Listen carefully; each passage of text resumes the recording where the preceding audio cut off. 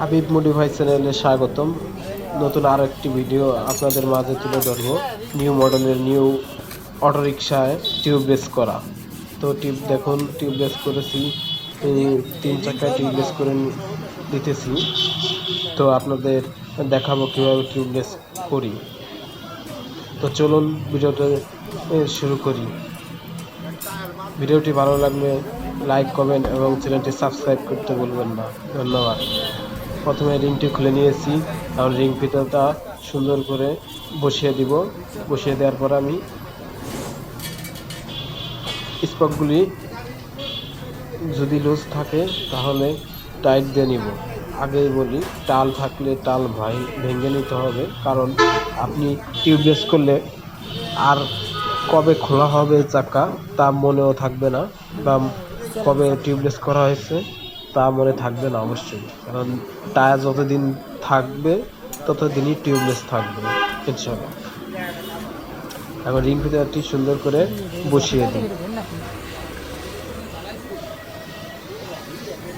Ring ফিতারটি ছোট্ট একটি ফুটা করে নেবেন, বেশি ফুটা করলে ওখান দিয়ে হাওয়া বের হয়ে যাবে, তাহলে কিন্তু টিউবলেস হবে না।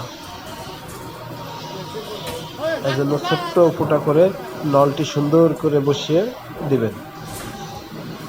তারপর রিং ফিতারটি সুন্দর করে একেবারে রিংয়ের মিডিল অংশে নিয়ে নেবেন। সাধারণ রিং ফিতার মতো টিউবলেসের রিং ফিতা কিন্তু সাধারণ না, এটা আনকমন একটি রিং ফিতা।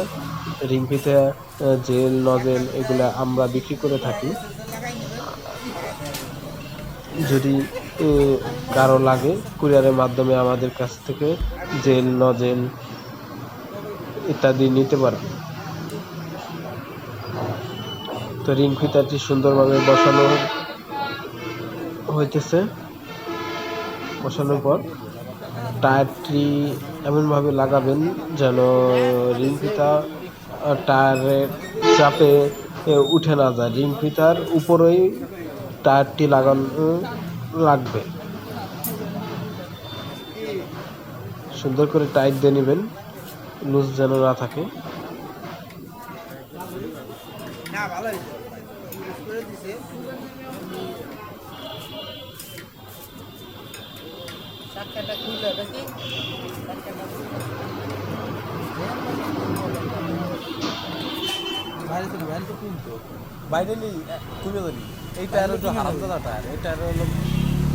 আশা করি আপনারা ভিডিওটা বুঝতেছেন।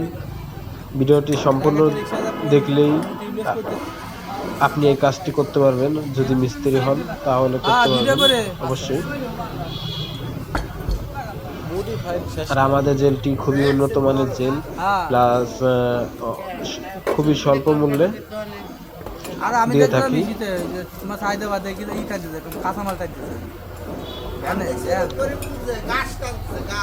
আপনি চাইলে টায়ার খুলে টায়ারের ভিতর দিয়েও জেল দিতে পারবেন, আবার টায়ার লাগিয়ে মুখ খুলে মোটরসাইকেলের মতো জেলটি ভরতে পারবেন।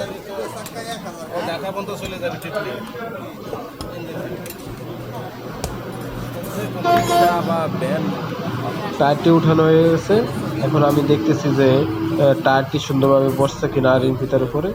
হ্যাঁ, অবশ্যই বসে গেছে, কারণ আমাদের দীর্ঘদিনের অভিজ্ঞতা, তাই আমাদের সময় কম লাগে। আপনারা করতে চাইলে খুব সহজে 5 মিনিটের মধ্যে করতে পারবেন। সকলকে ধন্যবাদ।